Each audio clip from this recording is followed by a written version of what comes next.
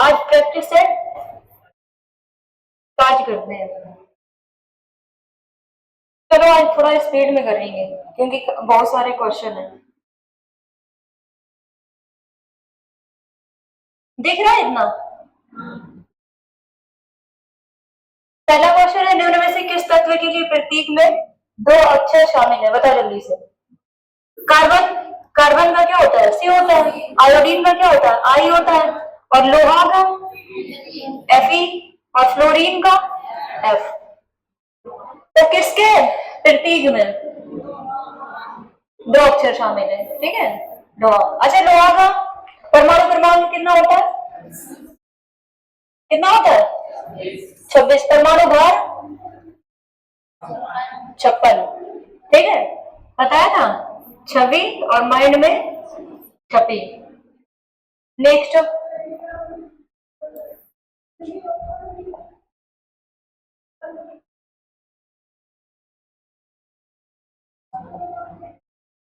कौन सा तत्व ना तो धातु है और ना ही अधातु है? अच्छा बताओगे, जो तत्व धातु और अधातु नहीं होगा तो वह क्या होगा? क्या होगा? उपधातु होगा। क्या होगा? उपधातु होगा, जिसको इंग्लिश में क्या बोलते हैं? मेटेलॉइड। क्या बोलते हैं? मेटेलॉइड। अब यहाँ पर बताओगे, जो फास्फोरस है क्या है? मेटल है या नॉन मेटल है? ये क्या है? नॉन मेटल है। Nm का मतलब क्या है? Non metal. नॉन मेटल मतलब अधातु है। इसके बाद में बताओगे, मैग्नीशियम क्या है? क्या है? मेटल है। और एल्यूमिनियम भी क्या है? मेटल है। लेकिन जो जर्मेनियम, सिलिकॉन, ये सारे क्या है हमारे? उपधातु है। क्या है? उपधातु है। चलो अच्छा, यहाँ पर हम लोग, अच्छा बताओगे उपधातुओं की संख्या कितनी है?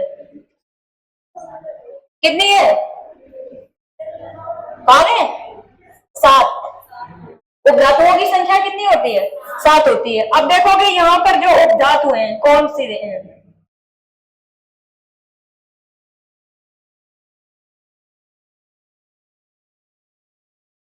दिख रहा है कि नहीं दिख रहा है? देखो यहाँ पर ये सिलिकॉन क्या है? सिलिकॉन हो गया, जर्मेनियम हो गया, आर्सेनिक हो गया, और एसएन, एसएन मतलब क्या होता है? टिन। और एसबी मतलब एंटीमनी।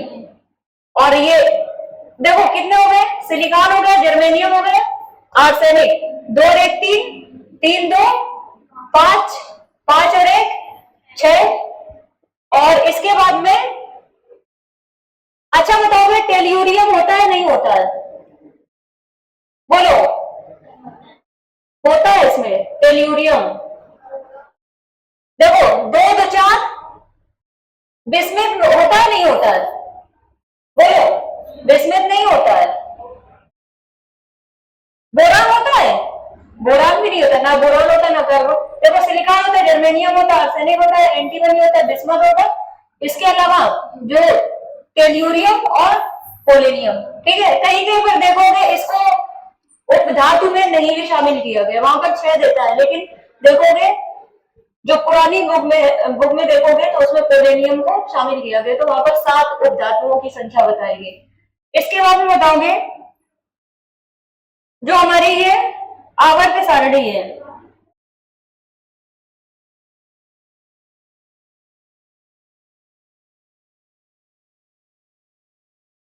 जो इस तरीके से, अगर चलो अच्छा हम ऐसे बता रहे हैं, सबसे पहले ये वाला हम लोग पढ़ते हैं। यहाँ पर क्या है? हाइड्रोजन। फिर इसके बाद में lithium, sodium, potassium.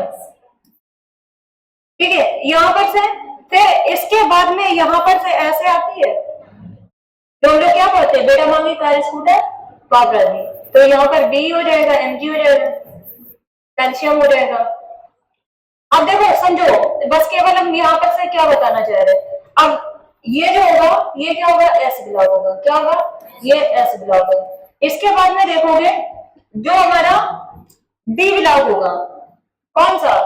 D block. तो जो डी ब्लॉक है ये अलग से ये दिख रहा है, ये हमारा क्या है? और याद रखना, जो डी ब्लॉक के तत्व हैं इनको हम किस नाम से जानते हैं? संक्रमण तत्व के नाम से। किस नाम से जानते हैं? संक्रमण तत्व। और याद रखना इसमें देखो ये वाला जो है एस ब्लॉक में जो पहला क्या है? वर्ग है। जो इस तरीके से खड़े, ठीक है, इनको जो ऊर्ध्वाधर ये कॉलम होते हैं इनको ही हम क्या कहते हैं? वर्ग कहते हैं। और जो इस तरीके से क्षैतिज रेखाएं हैं ये वाली, ठीक है, इनको हम क्या कहते हैं? आवर्त कहते हैं। क्या कहते हैं? आवर्त कहते हैं। तो जैसे मान लो पूछ लेगा कि आवर्त सारणी में जो पहला आवर्त है, या मान लो हम कहते हैं पहला वर्ग, पहले वर्ग के तत्वों को किस नाम से जाना गया है? तो ये सारी क्या कहलाती है? क्षारीय धातुएं। क्या कहलाती है? क्षारीय धातुएं कहलाती है। क्या कहलाती है? क्षारीय धातुएं कहलाती है। इसके बाद में ये वाली जो होती है क्षारीय मृदा धातुएं। क्या कहलाती है? क्षारीय मृदा धातुएं। मृदा की जगह पार्थिव भी लिख सकता है, पार्थिव धातुएं। अब जैसे मान लो यहां पर उसने पूछ लिया कि मेंडलीव की आवर्त सारणी में कुल कितने आवर्त थे? आवर्त की संख्या कितनी थी? मेंडलीव की आवर्त सारणी में पूछ रहे हैं। मेंडलीव की आवर्त सारणी में बताओगे आवर्त कितने थे और वर्ग कितने थे? कौन बताएगा? तो याद रखना कितने थे? 7। और जो वर्ग थे 9। कितने? और यहीं पर अगर हम कह दें आधुनिक आवर्त सारणी या मोजले की आवर्त सारणी, इसमें अगर आवर्त और वर्ग की संख्या पूछेगा तो आवर्त की संख्या सेम है, आवर्त की संख्या सेम है मतलब 7 ही है। और जो वर्ग की संख्या है वो दुगना हो गई, 9 थी तो इसमें कितनी हो गई?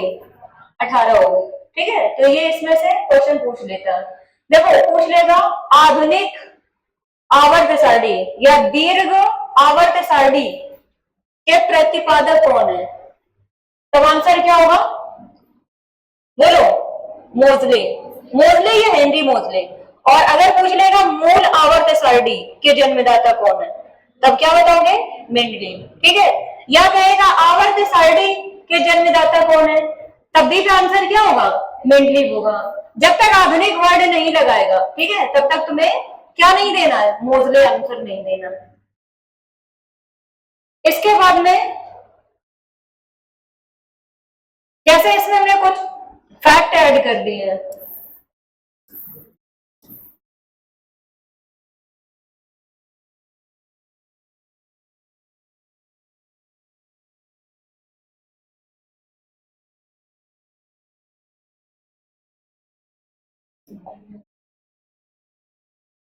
जैसे मान लो हम पूछ लें तुमसे कि प्रकृति में अब तक ज्ञात तत्वों की संख्या कितनी है? ये हम कई बार पूछ चुके हैं। कितनी है? 118 है। 118 में जैसे धातुएं पूछ ले और धातुएं पूछ ले, ठीक है, तो धातुओं की संख्या कितनी मानी गई? देखो अगर धातु कहे तब भी पे आंसर सेम रहेगा, धातु या धात्विक तत्व, उपधातु नहीं, धात्विक तत्व। ठीक है, मान लो तुम्हें पता है कि धातुओं की संख्या इतनी है और उसने कह दिया धात्विक तत्व की संख्या कितनी है, तो तुम हो सकता है कंफ्यूज हो जाओ। तो जो धातु है वही क्या है? धात्विक तत्व है। जो अधातु है वही हमारा क्या है? अधात्विक तत्व है। क्या है? अधात्विक तत्व है। अब जैसे मान लो यहां पर उसने पूछा है कि कुल ज्ञात तत्वों की संख्या, तब आंसर क्या है? 118। इसके बाद उसने पूछा प्रकृति में प्राप्त तत्व कितने हैं, जो नेचुरल तरीके से, ठीक है, या वो पूछ सकता है कि प्राकृतिक तत्वों की संख्या कितनी है। यहाँ प्रकृति में प्राप्त तत्व का मतलब क्या है? प्राकृतिक, प्राकृतिक रूप से प्राप्त तत्वों की संख्या। ठीक है, तभी पे आंसर क्या होगा? 94। और 94 ऑप्शन में नहीं देगा तब क्या होगा? 92 भी दे सकता है, क्योंकि जो 43 और 61 है इसमें जो है ये बहुत कम इसके गुण पाए जाते हैं प्राकृतिक वाले, तो इसलिए उसको किसमें ऐड कर दिया गया, जो कृत्रिम है, या इसी को ही मानव निर्मित भी पूछ सकता है, मानव निर्मित। तो कृत्रिम तरीके से निर्मित पूछ ले या मानव निर्मित तत्वों की संख्या, तब आंसर क्या होगा 24। और यहाँ पर धातु तत्वों की संख्या या धात्विक तत्व, ठीक है, आंसर कितना होगा 91। और अधातु तत्वों की संख्या 20 हो जाएगी, और धातुओं की संख्या 7। देखो 118 है टोटल, कितने हैं 118 तत्व हैं टोटल। 118 को किस तरीके से उसने डिवाइड किया, 91, 20 और 7। 91 क्या है धातु है, और 20 क्या है अधातु, और 7 क्या है उपधातु। ठीक है, तो अभी हमने बताया था कि उपधातुओं की संख्या कितनी है 7 होती है। कौन कौन सी, सिलिकॉन है, बिस्मथ, जर्मेनियम और टिन, एंटीमनी, पोलेनियम। ठीक है, तो पोलेनियम जो है वो इसमें ऐड है, तो टोटल कितने हैं 7 हैं, ये याद रखोगे। अब इसके बाद में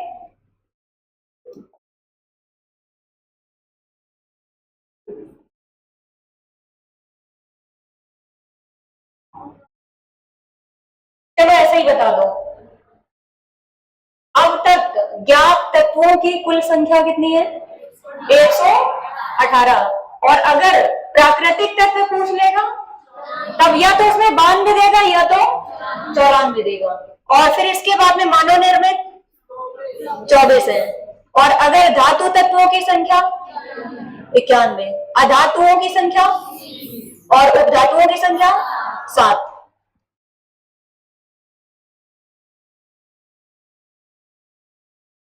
अब जैसे मान लो यहाँ पर कुछ जो इंपॉर्टेंट फैक्ट पूछे जाते हैं, ठीक है, पूछ लेगा पृथ्वी पर सबसे अधिक मात्रा में पाया जाने वाला तत्व, तब आंसर क्या होगा।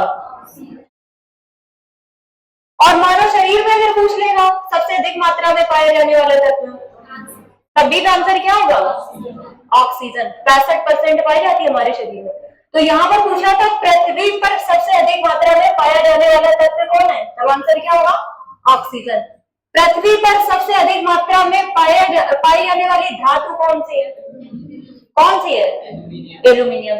और दूसरे नंबर पे सिलिकॉन, दूसरे नंबर पे कौन सी है सिलिकॉन हो जाएगी। अब जैसे उसने पूछा है सबसे हल्का तत्व, तो सभी जानते हो कौन सा है, हाँ सबसे हल्का कौन सा है हाइड्रोजन। अच्छा, अगर हाइड्रोजन ऑप्शन में नहीं होगा तब क्या होगा, क्या होगा हीलियम होगा। ठीक है, सबसे हल्का तत्व पूछा है, सबसे हल्की धातु नहीं पूछी है ना, सबसे हल्का धात्विक तत्व। अब देखो जैसे ये है सबसे हल्का धातु तत्व, ये पूछा है, तब आंसर क्या होगा लिथियम होगा। सबसे भारी अगर पूछ लेगा धात्विक तत्व, तब आंसर क्या होगा ऑस्मियम। सबसे भारी धातु कौन सी है ऑस्मियम। ऐसे याद रख लेना कि ओ से क्या हो गई भारी हो गई, ठीक है, तो ओ से ऑस्मियम हो जाएगा। और द्रव अवस्था में पाई जाने वाली एकमात्र धातु कौन सी है, और द्रव अवस्था में एकमात्र पाई जाने वाली अधातु कौन सी है, कौन सी है ब्रोमीन। अच्छा बताओगे किस ब्लॉक के तत्व धातु अधातु और नहीं, एक मिनट, क्वेश्चन है जैसे एस ब्लॉक होता है, एस पी डी और एफ ब्लॉक ये होते हैं। अब हमारा क्वेश्चन है कि किस ब्लॉक के तत्व जो होते हैं वो ठोस, द्रव और गैस तीनों अवस्थाओं में पाए जाते हैं। एस ब्लॉक या पी या डी या एफ, बोलो डी। याद रखना जो डी ब्लॉक है, जो यहां पर देखा होगा अभी दिखाया था ऐसे करके बीच में, ये एकदम ऐसे करके चौकोर पट्टी जैसी है, 40 के 40 जो धातु है वो क्या है किस अवस्था में पाई जाती है 40 उसमें जो है वो धातुएं हैं, और उसमें से एक अपवाद है कौन सा? पारा। ठीक है, तो वहां पर डी ब्लॉक में धातु तो है सभी की सभी, लेकिन एक केवल द्रव अवस्था में पाई जाने वाली धातु है जिसका नाम क्या है? पारा है। लेकिन हमारा क्वेश्चन था ठोस द्रव गैस, तो किस ब्लॉक के? जो पी ब्लॉक वाला है। ठीक है, तो वो ठोस में भी है, द्रव में भी है और गैस में, क्योंकि ये जो 18वां वाला है, ठीक है, उसमें अक्रिय गैसें हैं, तो वो सारी की सारी किस अवस्था में? गैस अवस्था में है। और इधर की जो यहाँ पर वो ठोस में भी है और द्रव में, द्रव अवस्था में पाई जाने वाली एकमात्र अधातु कौन सी है? तो अभी भी बताया, ब्रोमीन है। अब इसके बाद में देखो पूछा था द्रव धातु कौन सी है? द्रव धातु तत्व, आंसर क्या है? पारा। द्रव अधातु तत्व कौन सा है?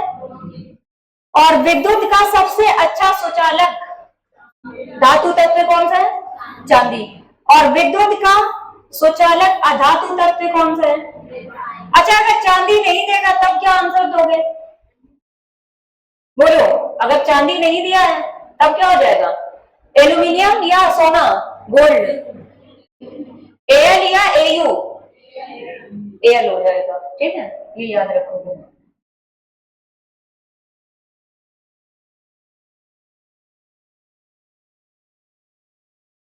सबसे अधिक अधात वर्धनी तत्व कौन सा है? अधात वर्धनी का मतलब क्या होता है? बोलो, किसके रूप में? ठीक है, कि उसको हम चादर के रूप में डाल सकते हैं। और एक होता तन्यता, तन्न मतलब उसको तार के रूप में, ता से तन्न, ता से तार, याद रख लेना। ठीक है, और अधात वर्धनी मतलब उसको हम क्या, उसको शीट मतलब चादर के रूप में हम बना सकते हैं। और फिर इसके बाद में एक क्वेश्चन है, सबसे अधिक क्रियाशील अधातु तत्व कौन सा है? क्या हो जाएगा? फ्लोरीन। सबसे अधिक क्रियाशील धातु कौन सी है? तो सीरियम हो जाएगी। और सबसे अधिक आयनन विभव वाला तत्व तो हीलियम है। और न्यूनतम आयनन विभव वाला तत्व सीरियम। देखो सीरियम से दो क्वेश्चन है, एक ये एक ये। यहाँ पर क्या है, सबसे अधिक क्रियाशील धातु पूछ ले तो भी सीरियम है, और न्यूनतम आयनन विभव वाला धातु तत्व है, तभी तो आंसर क्या होगा? सीरियम। सर्वाधिक इलेक्ट्रॉन ग्रहण करने वाला तत्व तो क्लोरीन है। कौन सा? क्लोरीन है। और सबसे अधिक विद्युत ऋणात्मक तत्व तब क्या होगा? सबसे अधिक इलेक्ट्रॉन ग्रहण करने वाला तो क्लोरीन, और विद्युत ऋणात्मक तत्व पूछ लेगा तो फ्लोरीन है। इसके बाद में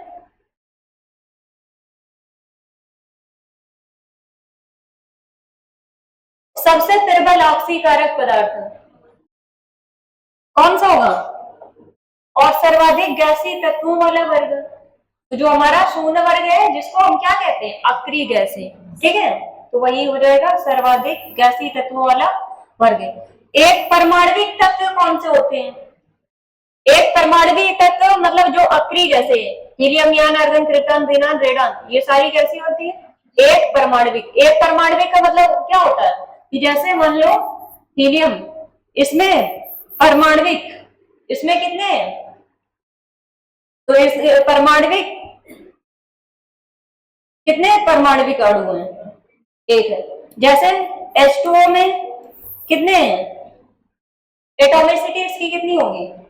परमाणविकता हम कहते हैं कितनी होगी? तो 2 और 1 3 हो जाएगी। जैसे मान लो हम कहते हैं H2SO4 की एटॉमिसिटी मतलब परमाणविकता क्या होगी? तब कितनी हो जाएगी? 2 4 2 6 और 1 7 हो जाएगी। ठीक है, डायरेक्ट क्वेश्चन है जिसमें पूछ लेता है। तो यहाँ पर याद रखना, जितनी भी अक्रिय गैसें होती है उनकी परमाणविकता कितनी होती है? 1 होती है। और इसके अलावा दिया मानव शरीर में सर्वाधिक मात्रा में पाया जाने वाला तत्व कौन सा है? ऑक्सीजन। चलो अच्छा, एक बार जितने भी हम लोगों ने किए हैं यही सारे एक बार इसको हाइड करके पूछ लें।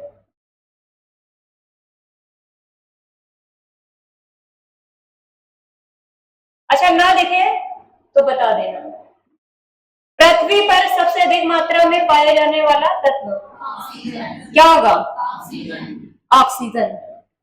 और पृथ्वी पर सबसे अधिक मात्रा में पाया जाने वाला धातु तत्व कौन सा होगा? क्या होगा? एल्यूमिनियम। और सबसे हल्का तत्व हाइड्रोजन। हाइड्रोजन नहीं दिया होगा तब क्या हो जाएगा? हीलियम हो जाएगा। सबसे भारी तत्व या सबसे भारी तत्व क्या होगा? और सबसे हल्की धातु कौन सी होगी? क्या होगी? Helium, lithium. और सबसे, देखो यहाँ पर सबसे हल्की धातु पूछ ले, सबसे भारी तत्व पूछ ले, या सबसे भारी धातु पूछ ले? सबसे भारी धातु। आंसर क्या होगा? ऑस्मियम होगा। क्या होगा? ऑस्मियम होगा। और द्रव धातु ये सभी को पता है, क्या हो जाएगा? पारा हो जाएगा। और द्रव अधातु कौन सी हो जाएगी? ब्रोमीन हो जाएगी। विद्युत का सबसे अच्छा सुचालक क्या हो जाएगा? चांदी। सिंबल क्या होता है? एजी। लैटिन नेम क्या होता है? अर्जेंटम। और एयू का क्या होता है? एयू मतलब सोना, ठीक है। इसका लैटिन नेम क्या होता है? ऑरम होता है। इसके बाद में पूछा है विद्युत का सुचालक अधातु तत्व कौन सा है? क्या होगा? ग्रेफाइट हो जाएगा। और सबसे अधिक अधातुवर्धनी तत्व कौन सा होगा? सोना हो जाएगा। सबसे अधिक क्रियाशील अधातु तत्व कौन सा है? क्या है? क्लोरीन। और फिर इसके बाद में बताओगे सबसे अधिक क्रियाशील अधातु पूछेगा तो फ्लोरीन है। और सबसे अधिक क्रियाशील धातु पूछ लेगा तब क्या होगा? सीजियम हो जाएगा। और इसके अलावा अगर पूछ लेगा सर्वाधिक आयनन विभव वाला तत्व क्या होगा? सीजियम। देखो याद रखना, सबसे अधिक क्रियाशील अगर अधातु पूछेगा तब आंसर क्या था? क्लोरीन था। और सबसे अधिक क्रियाशील धातु पूछेगा सीजियम। सीजियम का सिंबल क्या होता है? बोलो।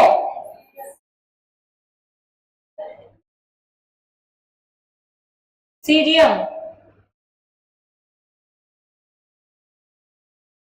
और सर्वाधिक आयनन विभव वाला तत्व कौन सा होगा? कौन सा? क्या? सोडियम।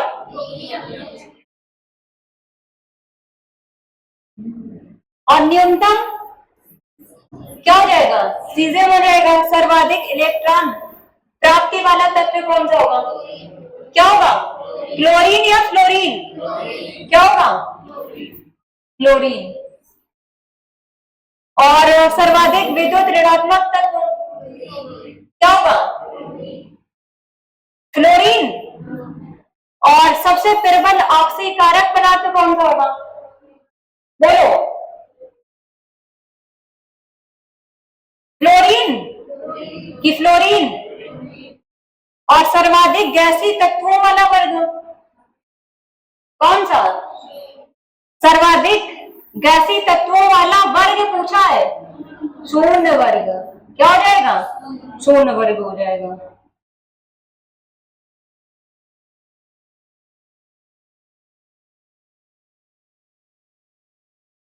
अभी बच्चे हैं। एक परमाणविक तत्व कौन सा होगा? तो आखिरी कैसे हो जाएगी? मानव शरीर में सर्वाधिक मात्रा में पाए जाने वाला तत्व पूछ लेगा तब आंसर क्या होगा? ऑक्सीजन हो जाएगा। अच्छा ये वाला पूछा गया मिट्टी के तेल में, हाँ बताओगे मिट्टी के तेल में रखा जाने वाला तत्व कौन सा होता है? तो सोडियम। और हड्डियों एवं दांतों का निर्माण करने वाला मुख्य तत्व कौन सा हो जाएगा?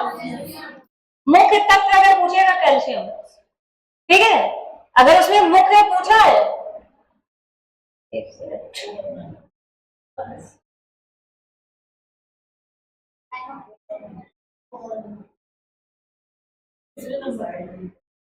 यहाँ पर फोकस नहीं पड़ रहा है ना। फिर इसके बाद में बताओगे अगर यहाँ पर मान लो दो दो करके उसने ऑप्शन दिए, हड्डियों एवं दांतों का निर्माण करने वाले तत्व कौन से, तब वहां पर कैल्शियम के साथ में क्या हो जाएगा? फास्फोरस हो जाएगा, ठीक है।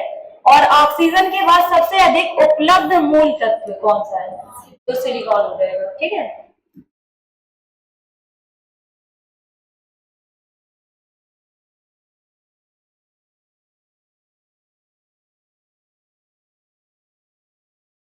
अब बताओगे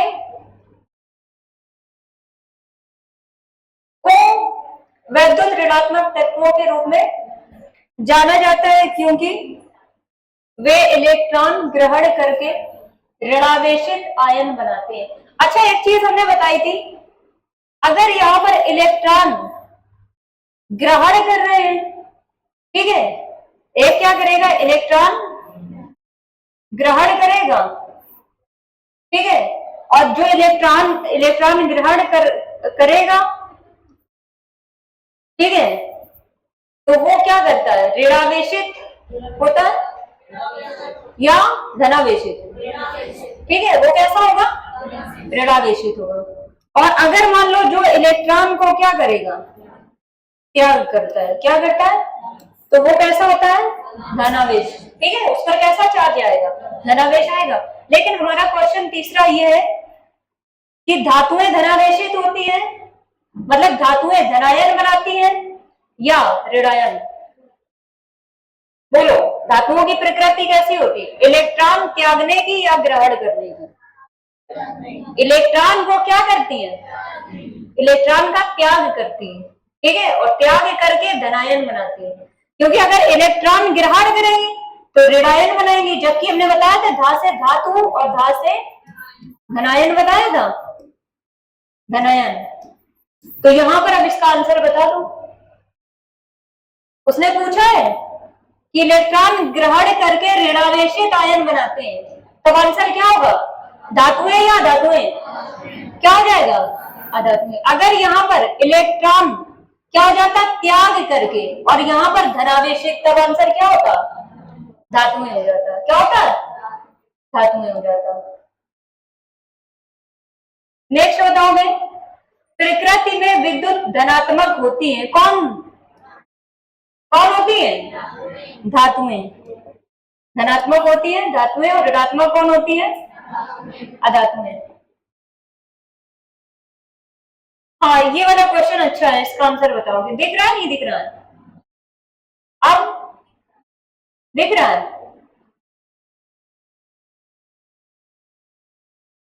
बताओगे विलवणीकरण या डिसैलिनेशन क्या है, बताओगे।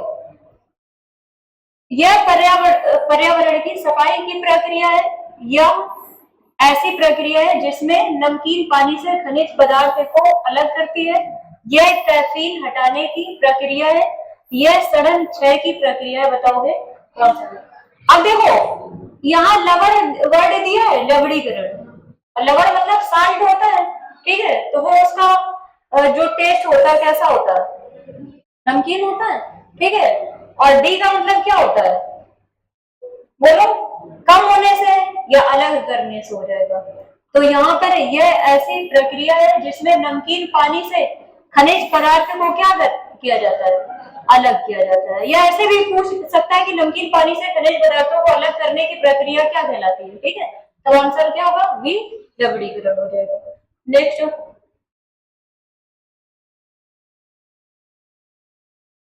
बताओगे, आधुनिक आवर्त सारणी में तत्वों को ऊर्ध्वाधर स्तंभों में विन्यासित किया गया है, कितने, ऊर्ध्वाधर स्तंभ पूछ ले या वर्ग पूछ ले, ठीक है, या कॉलम पूछ ले, आंसर क्या होगा,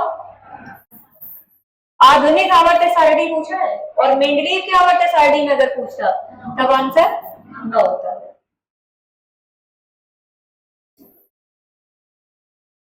बताओगे आधुनिक आवर्त सारणी में धातुओं को कहां पर रखा गया,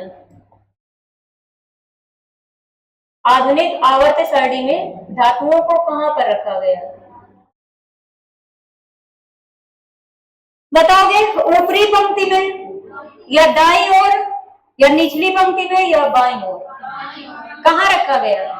देख अभी अभी हमने बताया ना कि जैसे यहाँ पर से स्टार्ट करते हैं तो हाइड्रोजन, फिर लिथियम, सोडियम, पोटेशियम, और इसके अलावा यहाँ पर से देखोगे, ठीक है, ये सारी क्या है, और फिर इसके बाद में यहाँ पर से देखोगे ये पूरी की पूरी ये क्या हो जाती है, धातुएं। तो किस साइड, ये इधर का क्या होता है, दायां होता है, इधर का क्या होता है, बायां होता है। तो धातुओं को कहां पर रखा गया। अब देखो ना याद रहे तो अगर धातु लिखोगे, धातु, तो डी से क्या है, डीएस से धा होता है। और अगर तुम दायां लिख रहे हो, अगर इंग्लिश में ही दोनों लिख रहे हो, राइट नहीं, क्या लिख रहे हो, दायां लिख रहे हो, तब बी पे इसमें डी आ रहा है, इसमें भी डी आ रहा है। तो जो धातु है वही क्या है, धातुओं को दाईं ओर रखा गया है। सॉरी, अच्छा हाँ, धातुओं का भी बताया ना, गलत हो गया। जो बताया वो सही है, लेकिन जो लॉजिक लगा रहे थे वो गलत हो गया। लेकिन उसको याद ना रखना। देखो धातुएं हैं, तो अभी हमने क्या बताया कि जो हमारा इस साइड का है ये क्या है, ये दायां है, और इस साइड का क्या होता है, बायां होता है। ठीक है, तो हमने बताया यहां पर से स्टार्टिंग होती है हाइड्रोजन, लिथियम, सोडियम, पोटेशियम, तो ये कौन सा है, बायां है। ठीक है, धातुओं को किस साइड पे रखा गया, बाईं ओर रखा गया। ठीक है, तो बस ये याद रखोगे, आंसर हो जाएगा बाईं ओर। चौथे आवर्त और दूसरे समूह में मौजूद तत्व बताओगे कौन सा है। अच्छा, तुमने इलेक्ट्रॉनिक विन्यास किया है, बोलो, इलेक्ट्रॉनिक विन्यास किया है। जैसे मान लो हम क्या दे, मैग्नीशियम का परमाणु क्रमांक कितना होता है, 12 होता है। इसका अगर इलेक्ट्रॉनिक विन्यास करोगे 1s2, 2s2, 2p6 और 3s, 6 4 10 2 12। तो अब जैसे यहाँ पर ये जो है ये क्या बताता है, वर्ग को या आवर्त को बताता है, बोलो। जैसे यहां पर ये 3 आया है तो ये किसको बता रहा है, ये किसको बता रहा है। जैसे देखो समझो, यहां पर से यहां ये हाइड्रोजन है, इसके बाद में ये लिथियम, सोडियम, पोटेशियम ये है, और यहां पर देखोगे बेरिलियम, मैग्नीशियम ये है। अब देखोगे ये क्या है, ये वाला पहला आवर्त है, ये दूसरा आवर्त है, ये क्या है, तीसरा आवर्त है। तो हमेशा याद रखना जो ये वाला जो हमारा होता है ये क्या बताता है, आवर्त को बताता है। क्या बताता है, आवर्त को बताता है। और जो ये है ये किसको बताता है, वर्ग को बताता है कि हमारा जो भी तत्व है वो किस वर्ग में उपस्थित है। तो यहाँ पर ये कौन सा, ये क्या बताता है, वर्ग को बताता है। तो हमने जैसे बोला मैग्नीशियम में, ठीक है, 3s2 आ रहा है, मतलब तीसरा क्या होगा, आवर्त, थर्ड आवर्त होगा, और सेकेंड क्या होगा, वर्ग होगा। देखोगे ये पहला आवर्त है, ये दूसरा हो गया, और ये तीसरा है। ठीक है, तीसरा आवर्त है और वर्ग देखोगे ये पहला वर्ग हो गया, ये दूसरा वर्ग है। ठीक है, तो ये चीज याद रखोगे। तो यहाँ पर लेकिन उसने पूछा क्या है, चौथे आवर्त और दूसरे समूह में मौजूद है। पोटेशियम का कितना होता है, बोलो, परमाणु क्रमांक, और कैल्शियम का 20 होता है, और स्कैंडियम का कितना होता है, 21 होता है। पोटेशियम का के 19, और मैग्नीशियम का Mg 12, और कैल्शियम का, ठीक है, कितना होता है, 20 होता है। अब देखो यहाँ पर जैसे मान लो उसने बोला है चौथे का, तो यहाँ पर अभी हम लोग ये कर चुके हैं, ये तो नहीं है। ठीक है, यहाँ पर चलो देखते हैं, इसको देखो हम किस रूप में लिख सकते हैं, 2 8 और 2, 2 8 और 2 लिख सकते हैं। तो यहाँ पर इसका मतलब जो वर्ग होगा वो कौन सा होगा, दूसरा होगा। अब यहाँ पर अगर हम देखेंगे 21 वाले में, तो देखोगे 2 8 8, तो कितना 16 2 18 हो गए, और फिर कितना होगा, 2 होगा। लेकिन 1 2 3 4, अभी कितने हुए, 16 4 20 हो रहे हैं। कितने हो रहे हैं, 20। तो देखो यहां पर अगर 20 हो रहे हैं, ठीक है, तो इसका मतलब है वर्ग कौन सा होगा, दूसरा होगा, और आवर्त कौन सा होगा, तो 1 2 3 4, चौथा आवर्त हो रहा है। ठीक है, आवर्त कौन सा हो रहा है, इसके अकॉर्डिंग 4 हो रहा है। अब देखो स्टैंडियम में 21 है, तो इसका मतलब यहां पर फिर एक और बढ़ जाएगा, तो 2 8 8, फिर कितना हो जाएगा, 3 होगा। तो उसने लेकिन पूछा था दूसरा क्या होना चाहिए, समूह होना चाहिए। यहाँ पर देखोगे पोटेशियम का 19 है, तो वो केवल कहां तक रह जाएगा, यहाँ पर 1 हो जाएगा। ठीक है, कितना होगा, 2 8 8 और 1 हो जाएगा, 19 है। देखो 8 8 16, 2 18 और 1 19, तो दूसरा वर्ग होना चाहिए, दूसरा क्या होना चाहिए, समूह। तो यहाँ पर कौन सा आ रहा है, पहला आ रहा है, तो इसलिए ये क्या हो जाएगा, गलत हो जाएगा। देखो अगर नहीं समझ में आ रहा है इधर देख लो, इसमें तो मेंडलीव की आवर्त सारणी है। जैसे तुम्हें देखना है किसको, कैल्शियम को, किसको देखना है, कैल्शियम। यहां पर ये है,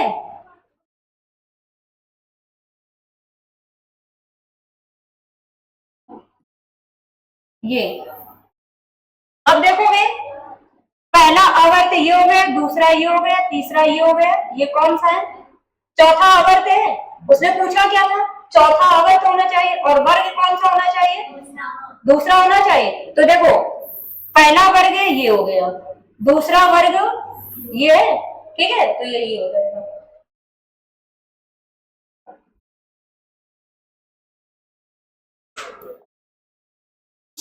तो इसका आंसर क्या होगा, डी हो जाएगा।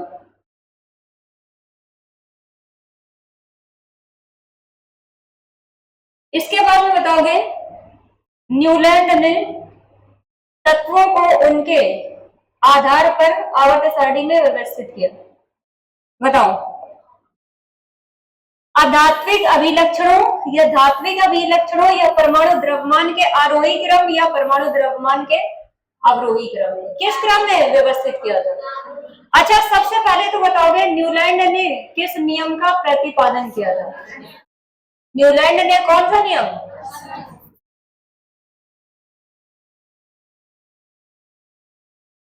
अष्टक नियम। क्या दिया था, अष्टक नियम। और अगर पूछ लेगा त्रिक नियम किसने दिया था, त्रिक नियम किसने दिया था, डोबेराइनर।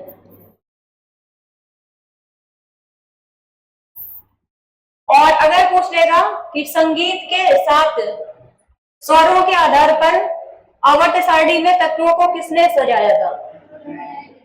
जो संगीत के 7 स्वर होते हैं, सारे गमा पा धा नी, बताओ किसने, न्यूलैंड ने।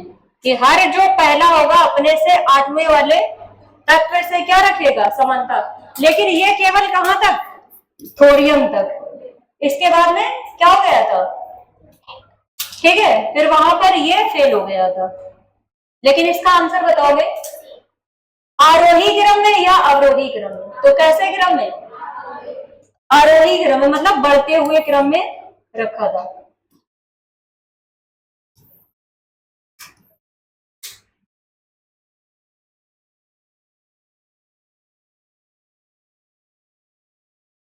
देखो जैसे मान लो अगर पूछ लेगा मेंडलीव आवर्त सारणी, क्या पूछेगा, मेंडलीव की आवर्त सारणी।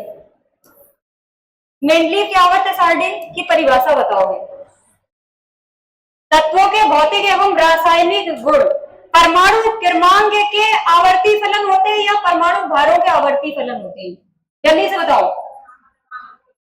तत्वों के भौतिक एवं रासायनिक गुण अगर परमाणु भारों के आवर्ती फलन होंगे तब ये किसकी परिभाषा है, मेंडलीव की। और अगर तत्वों के भौतिक एवं रासायनिक गुण परमाणु क्रमांक के आवर्ती फलन होंगे तब ये किसकी परिभाषा है, मोजले की। किसकी है, मोजले की। तो कभी कभी ये पूछ लेता है, ठीक है, तो याद रखना यहाँ पर आंसर क्या होगा। अच्छा इसने पूछा है न्यूलैंड के अष्टक सिद्धांत में किन दो तत्वों के गुण समान हैं? बताओ। अब देखो, हर एक तत्व अपने से 8वें। यहाँ पर लिथियम का कितना होता है? 3 होता है, और इसका कितना होता है? 11 होता है। तो यहाँ कितने का गैप आ रहा है? 8 का आ रहा है। यहाँ पर देखोगे सोडियम 11 और मैग्नीशियम 12। तो क्या ये हो सकता है? केवल एक का गैप हो रहा है, ये नहीं हो सकता। कैल्शियम का 20, क्लोरीन का 17 और परमाणु भार 35.5। अब देखो यहाँ पर 20 और 17 माइनस हो रहा है, तो क्या ये होगा? ये भी नहीं होगा। यहाँ पर हाइड्रोजन, थोरियम, हाइड्रोजन का कितना होता है? कितना? हाँ, एक थोरियम का, थोरियम कितना बताओ? थोरियम का कितना होता है? 56 होता है। तो यहाँ पर कितने का अंतर आ रहा? 55 का आ रहा है। तो क्या ये होगा? कितने का अंतर आना चाहिए? बस 8 का। हर एक तत्व जो होगा अपने से 8वें वाले तत्व से समांतर रखेगा। तो लिथियम ये किससे समांतर रखेगा? सोडियम से रखेगा। इसके बाद में बताओगे, उस जर्मन रसायनज्ञ का नाम बताइए जिसने 1817 में तत्वों को त्रिकोण मतलब ट्राइड्स के समूह बद्ध किया। बताओ। तो बस ये याद रखना, त्रिक नियम किसने? डोबेराइलर, अभी अभी करवाया है। नेक्स्ट बताओगे, उत्कृष्ट गैसों को न्यूलैंड के अष्टक सिद्धांत में क्यों शामिल नहीं किया गया था? बताओ। पहला, ये तत्व उस समय ज्ञात नहीं थे, या ये तत्व अक्रिय होते हैं, ये तत्व अष्टक सिद्धांत का पालन नहीं करते हैं, या ये तत्व अष्टक नियम का पालन करते हैं? बताओ। क्या न्यूलैंड के समय अक्रिय गैसों की खोज हुई थी? नहीं हुई थी ना। तो क्या हो जाएगा? यही वाला हो जाएगा। उसने पूछा शामिल नहीं किया गया। तो उस समय न्यूलैंड के समय अक्रिय गैसों की खोज नहीं हुई थी। इसके बाद में बताओगे, इलेक्ट्रॉनिक विन्यास 288 वाला एक तत्व आधुनिक आवर्त सारणी में समूह में रखा जाएगा। बताओगे किस समूह में रखा जाएगा? 288 दे रहा है, ठीक है। लास्ट में कितने हैं? 8 है। तो ये किस में जाएगा? 18वें में, क्योंकि उसमें क्या है? अष्टक नियम का पालन नहीं, अष्टक नहीं, वहां पर लास्ट में कितने इलेक्ट्रॉन होते हैं? सब में 8, ठीक है। केवल हीलियम को, अक्रिय गैसों में पूरे को क्या होते हैं? फिल होते हैं, केवल हीलियम को छोड़कर। इसमें बताओगे कौन सी अक्रिय गैस नहीं है? अच्छा, अगर हाइड्रोजन अक्रिय गैस नहीं है तो ये क्या है? हाँ, ना ही, वैसे अधातु बोल देते हैं, लेकिन ये ना ही धातु है और ना ही अधातु है, इसीलिए इसको क्या कहा गया? आवारा तत्व के नाम से इसे जाना जाता है। नेक्स्ट बताओगे, आधुनिक आवर्त सारणी में बाईं ओर उपस्थित इकलौती अधातु कौन सी है? बाईं ओर पूछ रहा है, कौन सी एकमात्र अधातु है? बाईं ओर सभी क्या है? धातुएं हैं, लेकिन कौन सी एक अधातु रखी गई? तो सबसे पहले कौन सा है तत्व? हाइड्रोजन है, यही हमारा आंसर हो जाएगा। नेक्स्ट बताओगे, समूह फर्स्ट के तत्वों को कहा जाता है। बताओ क्या कहा जाता है?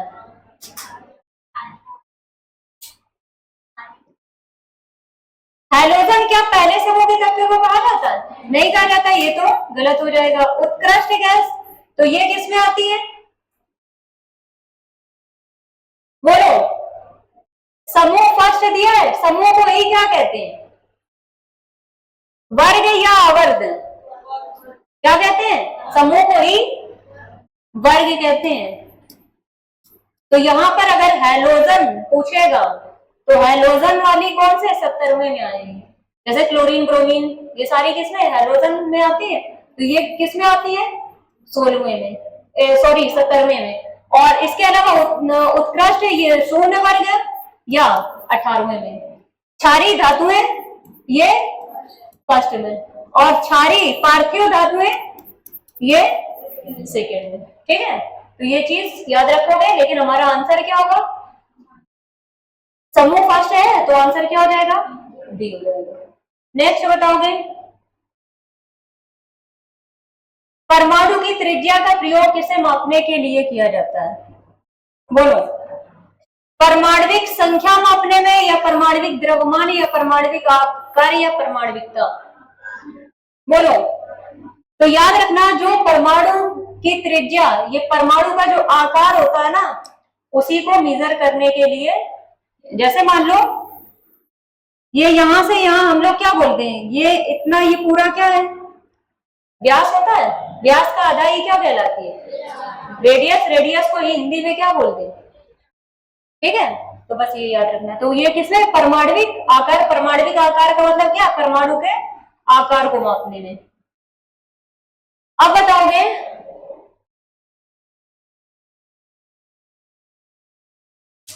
आवर्त